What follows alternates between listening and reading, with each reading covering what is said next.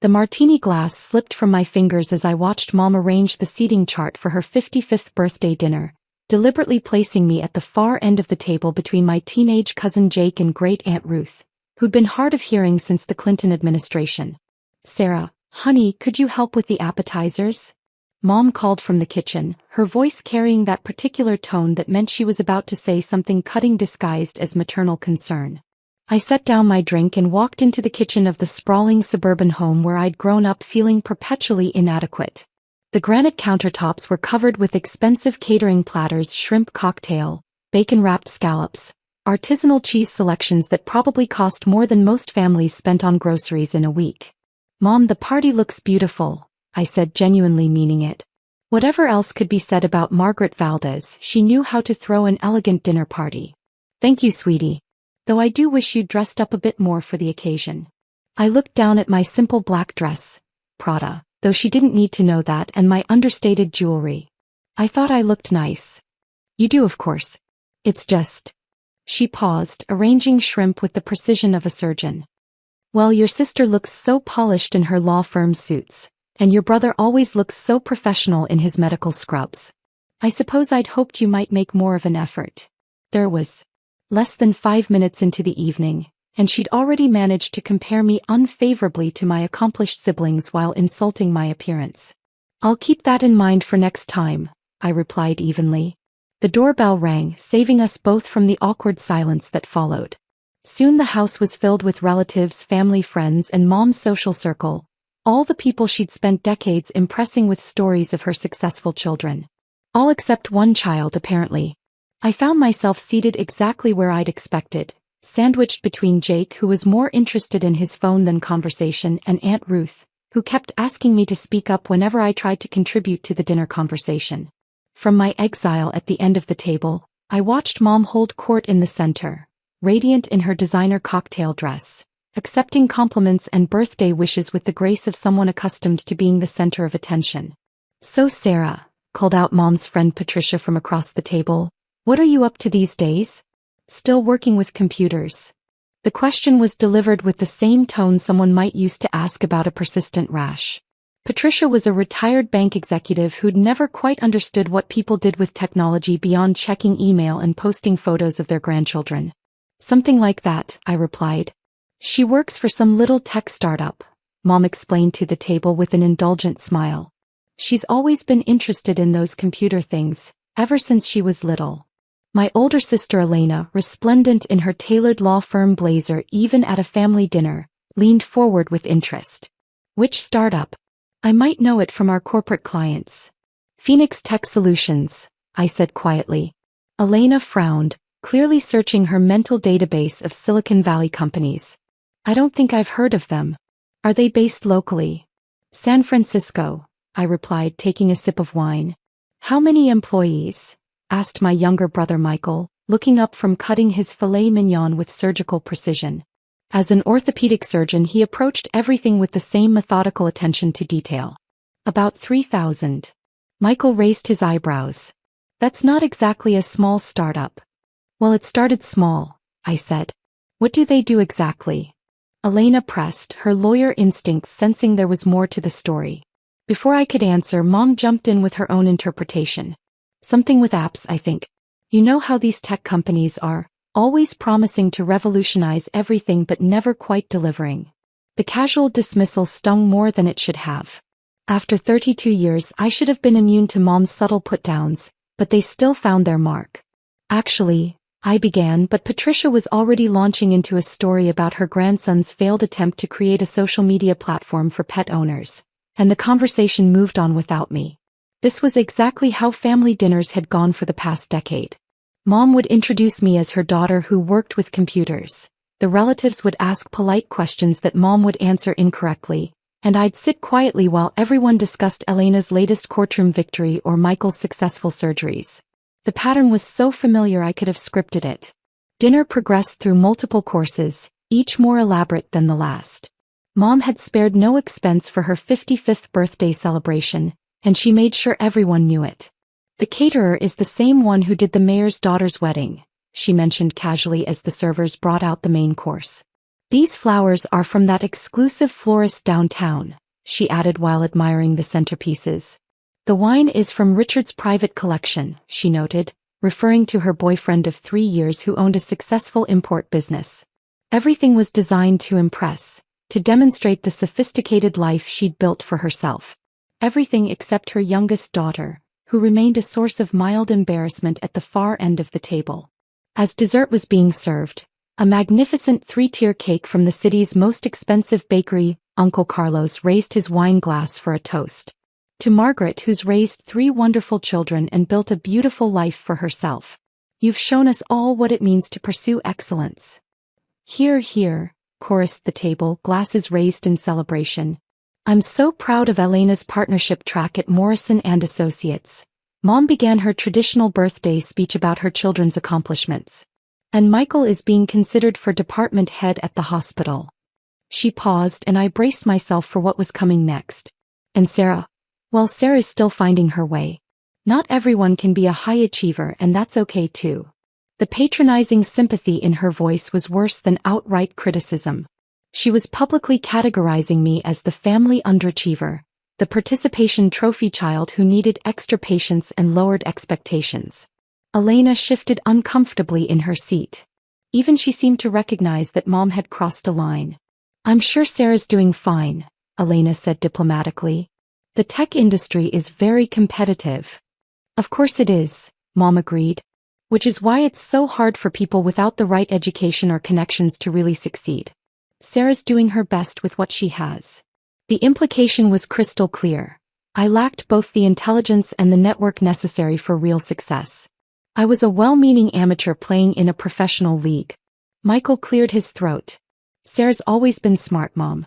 Remember how she built that computer from scratch when she was 16? Oh yes, Mom laughed. She was always taking things apart and putting them back together. I suppose that's useful in her line of work. She made it sound like I was a glorified repair technician. Actually, I said, my voice carrying more edge than I'd intended, I don't just fix computers. I design systems that... I'm sure you do important work, sweetheart, Mom interrupted with the tone of someone placating a child. But let's be realistic about what that means in the grand scheme of things. Patricia nodded sagely. Technology changes so fast these days. What matters is job security and steady income. Exactly, Mom said. Which is why I worry about Sarah sometimes. These tech startups come and go overnight. She could wake up tomorrow and find herself unemployed. The company's been around for 8 years, I said quietly. 8 years is nothing in the business world, declared Richard, speaking up for the first time all evening. I've been building my import business for 25 years. That's what real stability looks like. The conversation was spiraling in a direction that felt increasingly familiar and increasingly painful. My family had constructed a narrative about my life that painted me as a well-meaning but ultimately unsuccessful dreamer, and nothing I said seemed capable of penetrating their certainty. The thing is, Mom continued, warming to her favorite topic, success isn't just about having a job. It's about building something meaningful, something that lasts. It's about making a real contribution to the world. She gestured toward Elena and Michael. Look at what your siblings have accomplished. Elena's fighting for justice in the courtroom, Michael's saving lives in the operating room. They're making a difference. The implication hung in the air like smoke, and you're not. I think Sarah makes a difference too, Jake said unexpectedly from beside me. At 17 he was the youngest person at the table and rarely spoke during adult conversations. Mom smiled indulgently at her nephew. That's sweet of you to say, Jake. No, I mean it. Phoenix Tech Solutions created the platform my gaming team uses for competitions. They've got like revolutionary AI integration that processes real-time strategy adaptations. It's actually insane how advanced their algorithms are. The table went quiet. Jake was known for his expertise with technology despite his age. Are you sure that's the same company? Elena asked. Jake pulled out his phone and started typing. Yeah, Phoenix Tech Solutions. They're like one of the biggest players in AI development. They just got featured in. Jake, put your phone away, his mother interrupted. We're having dinner. But Jake was already reading from his screen. Says here they're valued at over $4 billion and they just announced their IPO last month. The silence that followed was deafening. Michael was staring at me with a new expression I couldn't quite read. Elena had gone very still, her lawyer brain clearly processing this new information. That can't be right, Mom said weakly. Sarah works for a small startup. Maybe there are two companies with similar names, Patricia suggested hopefully. Before anyone could respond, the television in the adjoining living room began broadcasting the evening news. The sound was muted, but the images were visible through the open archway. And then it happened. The news anchor's voice became audible as Richard reached for the remote to change the channel, but he froze midway when he heard.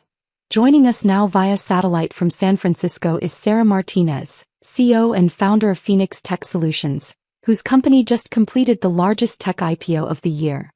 Every head in the dining room turned toward the television screen, where my face appeared in high definition, sitting in what was clearly a professional studio setup. Mom's wine glass slipped from her fingers, shattering against her plate and sending Merlot splashing across the white tablecloth. Your $4.2 billion company just went public this morning, the reporter continued. Can you tell us about the breakthrough AI technology that's made Phoenix Tech Solutions one of the most watched companies in Silicon Valley? I watched my family watch me explain machine learning algorithms and neural networks to a national television audience. I watched them realize that while they'd been categorizing me as an underachiever, I'd been building one of the most successful tech companies in the country. Elena's mouth was hanging open. Michael had set down his fork and was staring at the screen like he was witnessing a magic trick. Uncle Carlos was leaning forward, squinting at the television as if he couldn't trust his own eyes. Mom had gone completely pale. The key innovation, I heard myself say on the television, was developing AI systems that could learn and adapt in real time without human intervention. We've essentially created technology that thinks and evolves independently. And this technology is being used by Fortune 500 companies across multiple industries? That's correct. Our client list includes most of the major financial institutions, healthcare systems, and logistics companies in North America. The interview continued for another 3 minutes, during which my family sat in stunned silence. The reporter asked about my background, my education, my vision for the future of artificial intelligence. She asked about the IPO that had made me, overnight, one of the youngest female billionaires in tech. When the segment ended and the news moved on to weather, Richard finally reached for the remote and muted the television. The dining room remained silent except for the sound of ice melting in water glasses. Sarah, Elena said finally, her voice barely above a whisper, is that really you? Yes. Are you really the CEO of that company? Yes. The company worth $4 billion? $4.2 billion as of this morning's closing price. Michael was shaking his head slowly. I don't understand. How is this possible? I started the company 8 years ago with 2 other programmers. We developed some breakthrough algorithms, attracted investment, grew the team, and built something significant. But you never said anything, Mom whispered. I tried to. Every family dinner, every holiday, every phone call. But you all had already decided what my life looked like, and nothing I said seemed to change that narrative. Patricia was staring at me like I'd spontaneously grown a second head. You're really a billionaire? On paper. Most of my wealth is tied up in company stock. How much money do you actually have? Asked Uncle Carlos with the bluntness that ran in our family. Elena shot him a horrified look. Carlos, you can't just ask someone about their net worth. I can ask my niece, he replied. Especially when she just announced on national television that she's one of the richest people in the country. I considered the question. There was no point in being modest now. After the IPO, my personal net worth is approximately $2.8 billion. The number hung in the air like a physical presence. Jake was grinning. That's so cool, Aunt Sarah. You're like tech royalty. I'm just someone who got lucky with timing and had good partners, I said. Lucky? Elena repeated. Sarah, you built a billion-dollar company. That's not luck, that's extraordinary. Mom hadn't spoken since the wine glass shattered. She was staring at the stained tablecloth like it contained the answers to questions she didn't know how to ask. Mom, I said gently. She looked up at me with tears in her eyes. I don't understand any of this. What don't you understand? If you're so successful, why didn't you tell us? Why did you let us think? Why did you let me say those things about you? The pain in her voice was real, but I wasn't ready to absolve her yet. What things, Mom? You know what things. No, I want you to say it. The table was watching our exchange with the fascination of people witnessing a car accident. I said you'd never amount to anything, Mom whispered. I said you were a failure. You did. But if you're this successful, if you've built this incredible company, why didn't you correct me?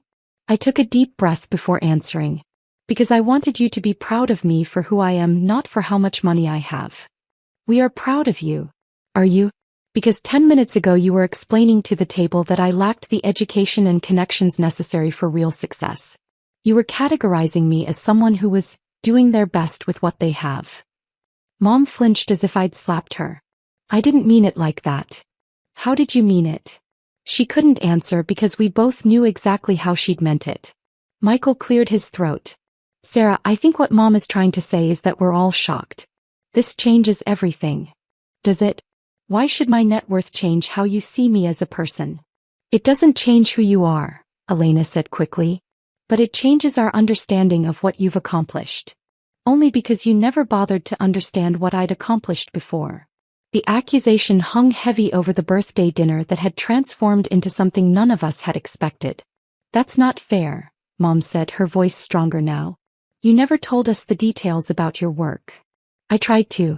Every time I mentioned Phoenix Tech, you'd change the subject or make a comment about it being one of those computer things. Every time I talked about our growth or our clients, you'd nod politely and then ask when I was going to settle down and start a family. We were interested in your personal life. You were interested in my personal life because you'd decided my professional life wasn't worth discussing. Richard was staring at his wine glass like he wished he could disappear into it. Patricia kept glancing between Mom and me as if watching a tennis match. Okay, Elena said in her lawyer voice. Maybe we all made some assumptions that weren't fair. But we're family. We can work through this. Can we? Because I've been watching all of you for the past hour, and what I'm seeing isn't regret for how you've treated me. What I'm seeing is recalculation now that you know I'm rich. That's not true, Michael protested. Isn't it? 5 minutes ago, Uncle Carlos was lecturing me about job security. Now he's asking about my net worth. Carlos had the grace to look embarrassed. Jake was the only person at this table who actually knew what my company does, I continued. A 17-year-old kid knew more about my professional life than my own mother. We could have learned, Mom said desperately. If you'd explained it better. I shouldn't have had to explain it better. You should have been interested enough to ask better questions. The truth was settling over the table like fog. They hadn't been interested in my work because they'd assumed it wasn't interesting. They'd dismissed my achievements because they'd assumed there weren't any achievements to discuss. So what happens now? Elena asked quietly. I don't know, I admitted. I came here tonight hoping to have a nice birthday dinner with my family. Instead, I got a public lecture about my lack of success and a detailed comparison to my accomplished siblings. We didn't know, Mom whispered. You didn't want to know. There's a difference. I stood up from the table, my appetite completely gone despite the expensive meal that remained largely untouched on my plate. Where are you going? Mom asked. Home. I have an early flight tomorrow. The company is announcing a major partnership with Microsoft, and I need to be in Seattle for the press conference. When will we see you again? I looked around the table at my family, all of them staring at me with new eyes, seeing me clearly for perhaps the first time in years. I don't know that either. I kissed Mom's cheek gently. Happy birthday, Mom. Thank you for dinner. As I walked toward the door, I heard Elena say behind me, Sarah, wait. I turned back. I'm sorry, she said simply. We've been terrible family members and I'm sorry. I'm sorry too, Michael added. You deserved better from us. Mom was crying now, mascara running down her cheeks. I'm so proud of you, sweetheart. I've always been proud of you. I didn't know how to show it. The thing is, Mom, I said gently, you should have been proud of me before you knew about the money. You should have been proud of me for trying, for working hard, for following my dreams even when you didn't understand them. I am. Are you? Or are you proud of the billionaire who was just on television? She couldn't answer, and that was answer enough. I left my childhood home and drove back to my hotel, my mind reeling from the evening's revelations. Not the revelation of my success to them. I'd been preparing for that conversation for months. but the revelation of how little they'd actually thought of me even after all these years. My phone was buzzing with text messages.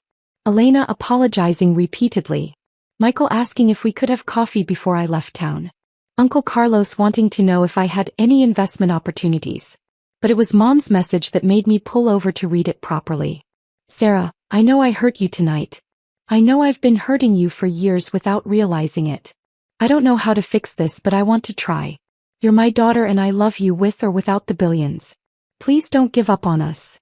I sat in my rental car in a McDonald's parking lot, crying for the first time in months. Maybe there was hope for us after all. But it was going to take a lot more than one conversation to rebuild what years of dismissal had torn down. I typed back, I love you too, Mom. But love isn't enough anymore. I need respect. I need to be seen. I need to matter to you when I'm not on television. Her response came immediately, you do matter. You've always mattered. I just didn't know how to show you that. Then learn, I replied. We both have work to do. 6 months later, Mom started taking computer science classes at the community college. Not because she wanted to understand technology, but because she wanted to understand the daughter who'd been sitting at her dinner table all along, building something extraordinary while she wasn't paying attention. She sent me her first programming assignment with a note. I'm starting to see what you see in this. It's actually fascinating. It was the beginning.